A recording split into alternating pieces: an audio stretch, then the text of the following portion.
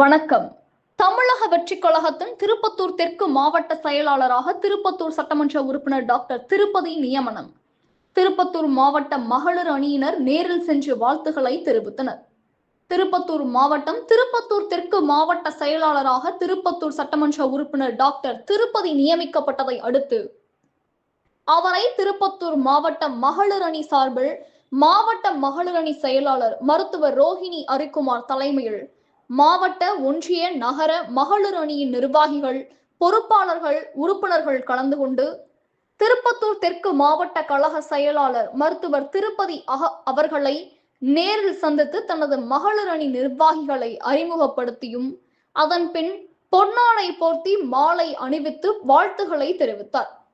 கனவு தமிழகம் செய்திகளுக்காக திருப்பத்தூர் மாவட்ட செய்தியாளர் கலையரசன். செய்திகள் வாசிப்பவர் ஸ்னேகா பொன்வாலி. நன்றி.